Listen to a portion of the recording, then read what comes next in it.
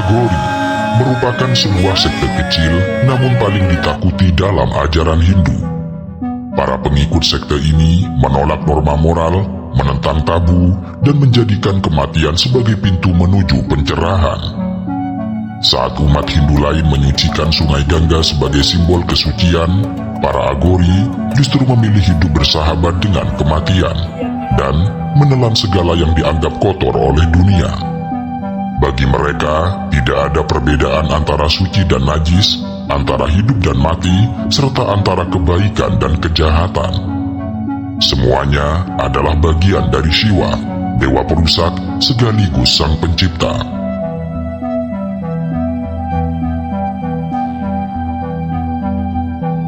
Bagi kebanyakan umat Hindu, hidup adalah tentang menjaga dharma, kehidupan yang benar, bersih, dan penuh pengabdian. Mereka menjauhi hal-hal yang dianggap kotor seperti bangkai atau limbah manusia. Tetapi para Agori sangat menolak cara pandang semacam itu. Mereka berpandangan bahwa membedakan antara baik dan buruk justru menciptakan belenggu kehidupan. Seorang Agori bisa saja memakan sisa daging jenazah bukan karena ia lapar atau haus akan darah, tetapi karena ia ingin menghancurkan rasa jijik yang hidup dalam dirinya. Rasa jijik bagi mereka hanyalah ego manusia yang tidak mau menerima kenyataan bahwa semua hal di dunia ini adalah setara. Maka dengan menghapuskan rasa jijik, dengan menelan kotoran, mereka merasa telah berhasil menelan ego mereka sendiri. Seorang guru Agori pernah berkata, jika seseorang minum susu dari sapi dianggap suci, lalu mengapa orang yang minum air seni sapi disebut orang yang najis? Padahal keduanya berasal dari makhluk yang sama dan diciptakan oleh Dewa Shiva yang sama. Bagi manusia biasa, kematian adalah tragedi, suatu hal yang sering ditakuti dan ditangisi. Namun sekte Agori melihat kematian sebagai guru yang sangat penting. Itulah mengapa mereka sering duduk berjam-jam di samping mayat yang terbakar, bukan untuk berduka, tetapi untuk belajar dari kematian. Aroma daging yang hangus dalam pembakaran, suara tulang yang pecah saat terbakar, dan tubuh yang perlahan berubah menjadi abu, semua itu adalah pengingat bahwa tidak ada yang bisa kekal di dunia ini. Meditasi di samping atau di atas mayat bukan tindakan horor bagi mereka. Sebaliknya, itu adalah latihan keberanian serta latihan melepas keterikatan. Dengan duduk di atas tubuh yang sudah tidak bernyawa, seorang Agori mencoba memahami bahwa tubuhnya sendiri hanyalah wadah yang suatu hari juga akan menjadi abu. Mereka percaya bahwa ketakutan pada kematian adalah akar dari semua penderitaan manusia. Sehingga dengan menghadapi kematian setiap hari, Agori berusaha mencabut akar itu sampai habis. Seperti telah disinggung, sekte Agori tidak mengenal atau tidak membedakan antara suci dan kotor. Dan inilah prinsip yang membuat mereka sangat berbeda dari semua sekte lain. Jika orang Hindu biasa mandi di sungai Gangga untuk membersihkan dosa, maka Agori justru menyelam ke dalamnya untuk mencari mayat. Jika orang lain menghindari abu kremasi, mereka justru mengoleskannya pada tubuh. Mereka percaya bahwa dengan menyentuh apa yang dianggap paling najis, mereka justru menemukan kesucian sejati. Dalam pikiran mereka, Tuhan tidak bisa dibatasi oleh kategori manusia. Jika Tuhan menciptakan kotoran, maka kotoran itu sama sucinya dengan bunga teratai. Inilah yang membuat dunia sangat sulit untuk memahami Agori. Sebab apa yang bagi masyarakat adalah kotor, bagi mereka adalah pencerahan. Dalam kepercayaan Hindu, Shiva merupakan salah satu dewa utama, bagian dari Trimurti bersama Brahma sang pencipta dan Wisnu sang pemelihara. Sementara Shiva adalah dewa perusak, tetapi juga pencipta kembali, sebuah simbol dari siklus alam semesta. Lalu Agori menyembah Shiva bukan dalam wujud yang lembut, melainkan dalam bentuk paling menakutkan, yaitu Bhairava, Shiva yang marah, liar, dan penuh kekuatan destruktif. Bagi Aghori, Bhairava adalah wajah sejati Tuhan. Bukan Tuhan yang penuh kasih seperti dibayangkan banyak orang, tetapi Tuhan yang ada di dalam darah, kotoran, kematian, serta kegilaan. Bagi mereka, Tuhan hadir dalam setiap hal, termasuk yang paling hina sekalipun. Mereka percaya bahwa siapapun yang bisa menerima Bhairava dalam segala bentuk, baik indah maupun mengerikan, maka akan menemukan pembebasan sejati. Salah satu keyakinan paling mendasar Aghori adalah bahwa hidup itu sendiri hanyalah maya atau ilusi. Artinya, apa yang kita anggap nyata hanyalah bayangan, sebuah mimpi panjang yang menipu. Uang, harta, jabatan, cinta, bahkan tubuh, semua itu bersifat sementara. Yang abadi hanyalah kesadaran murni, kesadaran bahwa segalanya adalah Shiva. Dengan cara berpikir ini, mereka menolak semua yang dianggap penting oleh umat manusia biasa. Mereka tidak peduli dengan status sosial, mereka tidak takut miskin, bahkan mereka tidak takut dipandang sebagai orang gila. Bagi mereka, hidup di pinggir krematorium lebih nyata daripada hidup di istana. Karena di sana, ilusi dunia runtuh setiap hari oleh nyala api kematian. Psikolog modern sering mencoba menjelaskan Aghori dengan teori ekstrim, bahwa mereka mengalami distorsi moral atau bahwa mereka melatih diri dengan teknik kejutan mental. Namun, filsafat mereka terlalu dalam untuk dijelaskan dengan logika biasa. Aghori bukan sekedar sekte gila yang memakan mayat. Mereka adalah pemberontak spiritual yang menolak semua aturan main kehidupan. Jika agama adalah pagar yang menjaga manusia tetap di jalannya, maka Aghori adalah mereka yang melompat keluar pagar itu dan berlari di jalan yang gelap dan penuh dengan bahaya. Mereka sadar bahwa orang akan takut, jijik, bahkan membenci mereka. Tetapi bagi Aghori, itulah bukti bahwa mereka sedang berada di jalan yang benar. Jalan yang hanya bisa ditempuh oleh mereka yang berani melampaui batas normal manusia. Jika dilihat secara sekilas, kehidupan Aghori tampak seperti potongan mimpi buruk. Tubuh berlumur abu, rambut gimbal tidak terurus, tinggal di sekitar tempat kremasi, dan dikelilingi tengkorak manusia. Namun, di balik gambaran menyeramkan itu, ada ritme kehidupan sehari-hari yang sederhana, bahkan kadang tampak biasa, meski tetap berbeda jauh dari masyarakat umum. Bagi kebanyakan orang, krematorium atau tempat kremasi adalah tempat yang paling dihindari.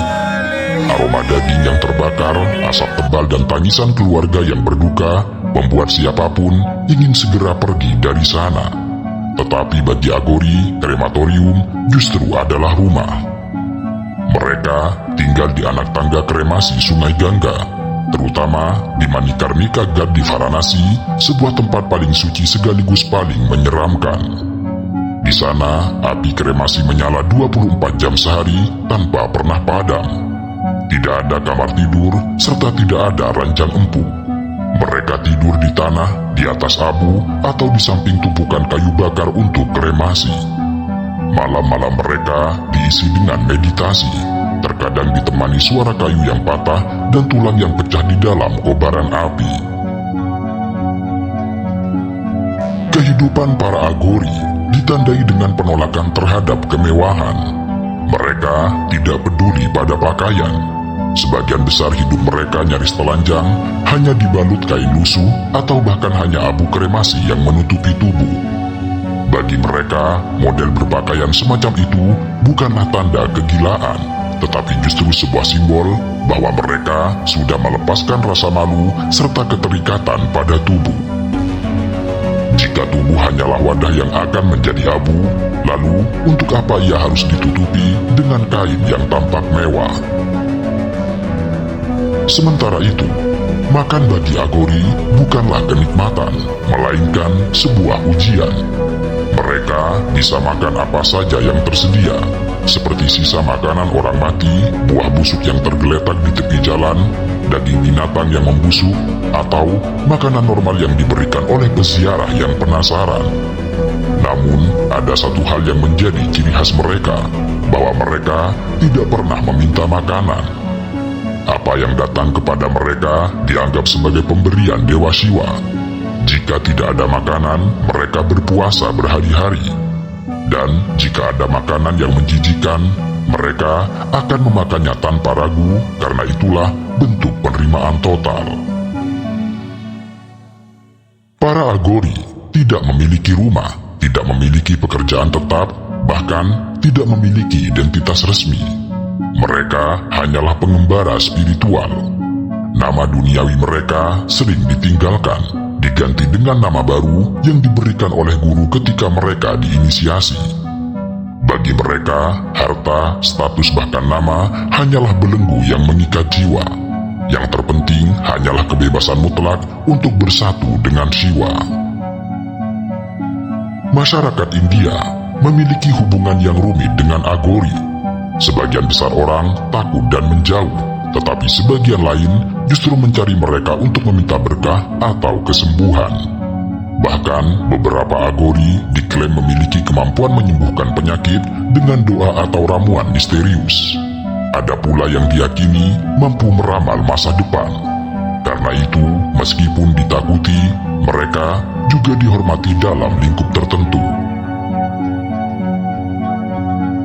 Untuk memahami Agori, kita harus menelusuri jejak panjang sejarah spiritual di India. Bahwa negara ini adalah tanah kelahiran ribuan sekte, mazhab, dan aliran mistik yang tidak terhitung jumlahnya. Dari yang paling lembut hingga yang paling keras, dari yoga yang menenangkan ketenangan hingga tantra yang merangkul kekuatan tersembunyi, semuanya hidup berdampingan. Dan Agori lahir dari arus bawah yang paling radikal dari semua itu. Akar mereka bisa dilacak ke Kapalik, sekte kuno pemuja Siwa yang dikenal dengan kebiasaan memakai tengkorak sebagai mangkuk.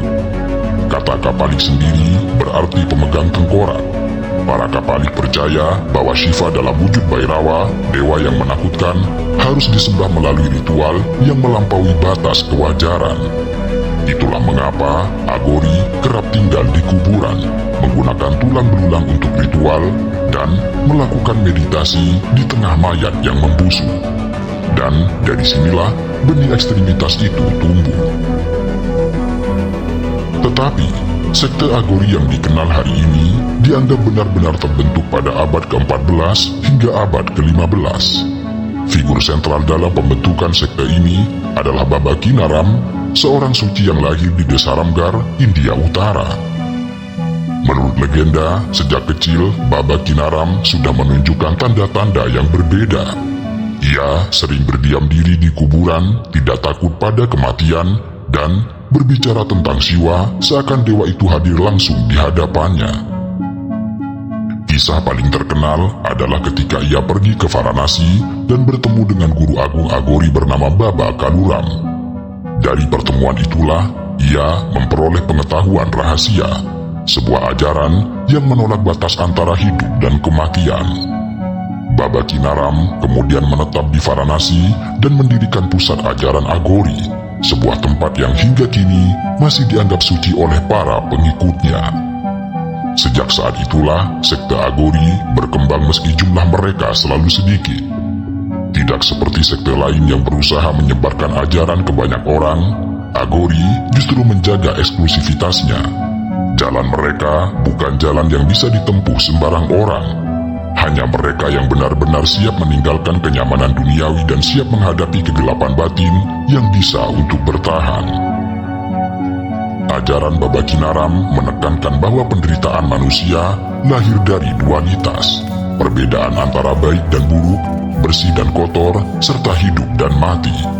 Dan untuk mencapai kebebasan, dualitas tersebut haruslah dihancurkan.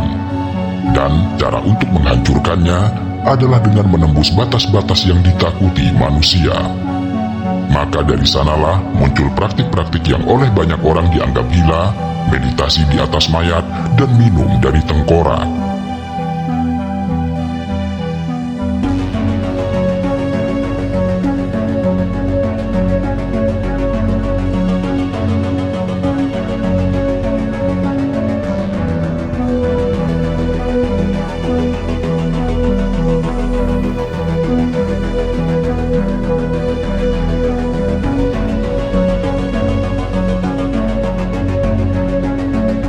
Yamuna merupakan salah satu sungai terpenting di India, baik secara ekologis maupun spiritual.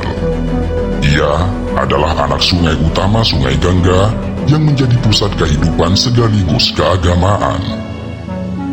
Jauh sebelum Delhi menjadi ibu kota megah dengan jutaan kendaraan yang menderu setiap detik, juga sebelum pabrik-pabrik menumpahkan limbahnya ke dalam air, Yamuna adalah sungai yang mengalirkan air murni dan disucikan oleh para penyair dan pemuja sejak zaman purba. Akan halnya Sungai Gangga bagi India bagian utara, Yamuna adalah nadi peradaban kuno di India wilayah barat. Kota-kota besar seperti Delhi, Mathura, dan Agra tumbuh di sepanjang alirannya. Airnya yang dulu jernih menjadi sumber minum, irigasi, serta kehidupan bagi jutaan manusia sejak ribuan tahun lalu. Dalam sejarah, di tepian Yamuna berdirilah kerajaan-kerajaan besar dari Maurya hingga Mughal dan dari Ashoka hingga Shah Jahan.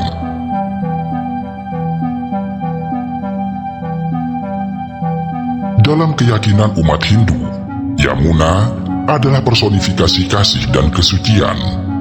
Mereka percaya bahwa siapapun yang mandi di Yamuna, maka ia akan terbebas dari cengkraman kematian dan siklus kelahiran abadi. Kisah mengenai kesakralan sungai ini tertulis dalam Padma Purana serta Mahabharata. Dalam salah satu versi dikatakan bahwa Dewa Krishna kecil sering bermain di tepiannya, melompat ke airnya, menari di atas kepala ular raksasa Kalia yang meracuni sungai itu. Ketika Krishna menaklukkan ular tersebut, air Yamuna kembali jernih dan murni. Dan bagi umat Hindu, kisah itu adalah alegori bahwa dosa manusia bisa dimurnikan oleh cinta serta pengampunan dari Ilahi. Itulah mengapa setiap pagi ribuan umat Hindu menundukkan kepala mereka, membasuh wajah atau sekedar menaburkan bunga-bunga ke dalam air yang mengalir dengan perlahan. Mereka memanjat doa, memohon ampunan, berharap akan kehidupan yang lebih baik. Namun sayangnya, di dunia nyata, racun ular Kalia yang ditaklukkan oleh Krishna kini menjelma dalam bentuk baru, yaitu limbah kimia, pestisida, serta logam berat. Ironi itu bermula saat India mulai tumbuh menjadi negara industri modern. Setelah kemerdekaan India pada tahun 1947, Delhi dan kota-kota di sepanjang Yamuna tumbuh sangat pesat. Urbanisasi meningkat secara luar biasa, dari sebuah kota dengan penduduk sekitar 700.000 orang menjadi lebih dari 20 juta jiwa pada tahun 2020. Pertumbuhan itu membawa mimpi kemajuan, tetapi di sisi lain juga memberikan kutukan ekologis. Di masa itu, pemerintah membangun bendungan dan kanal untuk mengalihkan air sungai ke sawah serta kota-kota baru. Salah satu proyek besar adalah bendungan Hatnikun di Haryana serta kanal-kanal irigasi yang memotong aliran alami Sungai Yamuna. Air bersih dialihkan untuk pertanian dan kebutuhan domestik, sementara yang tersisa di aliran utama hanyalah limbah yang berbahaya.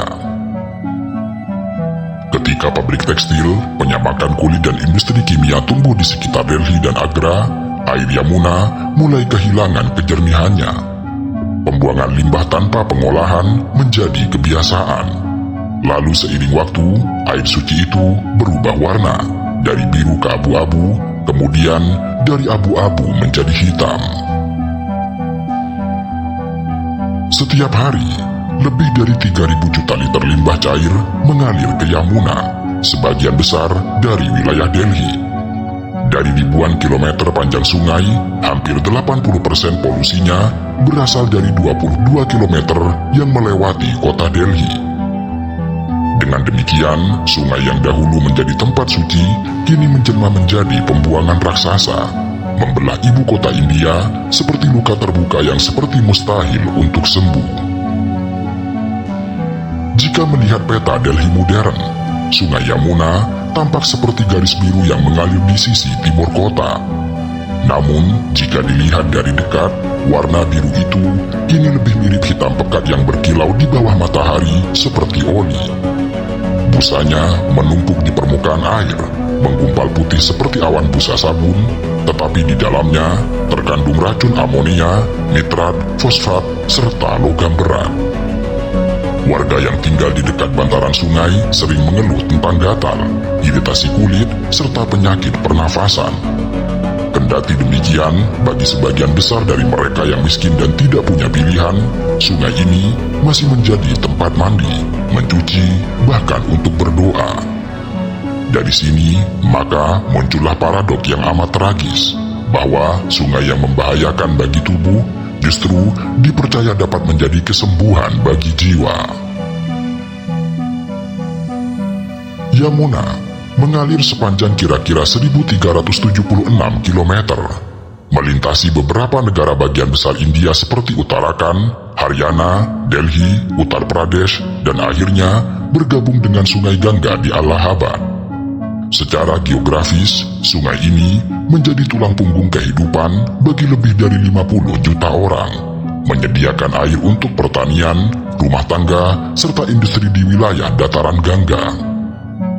Yang lebih mengerikan, polusi Yamuna bukan hanya tragedi ekologis, tetapi juga ancaman nyata bagi manusia. Lebih dari 57 juta orang bergantung pada air dari sungai Yamuna, baik untuk minum, memasak, atau untuk bertani. Air yang terkontaminasi berat itu memasuki sistem irigasi, lalu terserap oleh tanaman yang menjadi makanan sehari-hari. Akibatnya, racun yang dibuang ke sungai perlahan kembali ke dalam tubuh manusia melalui beras, gandum, serta sayur-sayuran. Di beberapa desa di Haryana serta Uttar Pradesh, warga mengalami peningkatan kasus penyakit kulit, gagal ginjal, serta kanker. Namun, di negeri dengan populasi besar dan kemiskinan yang mengakar, penderitaan itu sering terlewatkan dari pemberitaan. Meskipun sangat tercemar, Delhi tetap bergantung pada Yamuna untuk 70% pasokan air bersihnya. Setiap hari, jutaan liter air diambil dari hulu sungai, kemudian disaring dan didistribusikan ke rumah-rumah. Tetapi masalahnya, air yang masuk ke instalasi pengolahan pun sudah sangat tercemar dan berbahaya. Sistem pengolahan air di India, terutama di kota besar, tidak dirancang untuk menangani tingkat polusi yang ekstrim seperti Yamuna. Banyak pipa bocor, kanal irigasi kotor, dan lumpur beracun yang menumpuk di dasar sungai. Akibatnya, warga Delhi sering menerima air berbau logam, berwarna keruh, dan berpotensi mengandung bakteri berbahaya.